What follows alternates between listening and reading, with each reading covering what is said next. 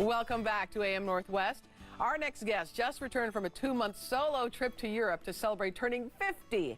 And that trip was life-changing. Here to share some lessons she learned, we welcome back the author of several books, including Hustle, Believe, Receive, Master Life Coach Sarah Centrella. Great to see you again, Sarah. Helen, so good to see you. So let's talk about that book. Yeah. It's Hustle, Believe, Receive.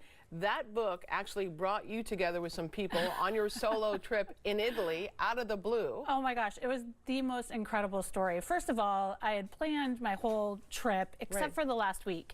And the last week, for whatever reason, I was kind of procrastinating. I didn't quite know what I wanted to do with that time and just thought, it'll work itself out. Yeah, leave it open. So, you know, some way it'll work itself out.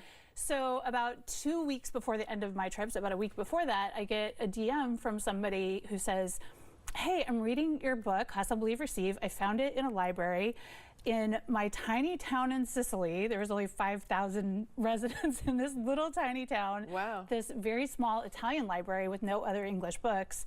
And she's like, I found your book, I'm reading it. You inspired me, so I thought I'd reach out to you and say, is there any chance you want to come visit me? We have a rental, I'm happy to let you stay in it. Oh, wow. So, you know, if ever you want to come, kind of open invitation.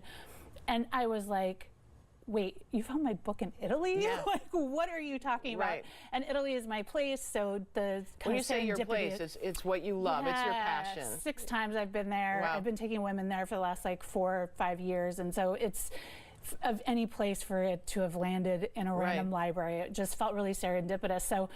Meant to be. Yeah, so I said, okay, sure, I'll come. I didn't know anything more than that. I'd never seen a picture of the place. I didn't have anything, but I didn't have address because it's in the country.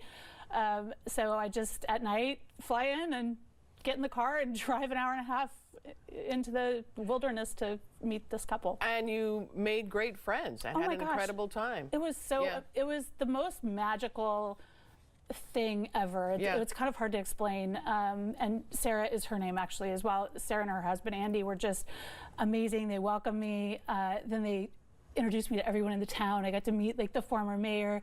We went into the library. Wow. And signed the book. And we were able to actually on the spot find out who donated it. The mayor called her. She came down, and everyone was crying. Wow, it was this whole thing, and the news in Italy has picked it up, and it was just really special. So let's talk then about the lessons you learned, and one is gotta be from that experience. Leave yourself time. Leave some open time to experience the magic. Absolutely, and also say yes. I think that was one of the biggest things that I left, just promising myself that I would be open. Yeah. And I would say yes to pretty much anything that anyone asked me to do. That was kind of something that I wouldn't normally do back home and wanted to open up to.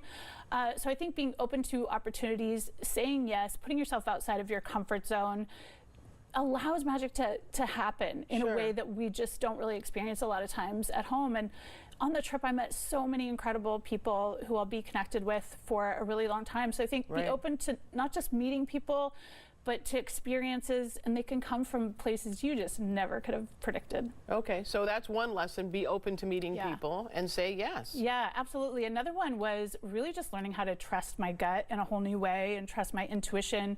I think every day that kind of came up in different ways because there's, you know, we all have all these voices in our head. We've talked about it before here on the show. And so I think just really leaning into how to separate that, how to know when I was safe, when I felt like maybe I wasn't safe traveling alone. Right. And so that one came out clearly. Another one that came almost every single day is stop worrying about the middle. The end always works out. And it just kept showing up over and over again. Like everything always works out in the end. So what if we just stop spending so much time stressing about the middle and just were present instead?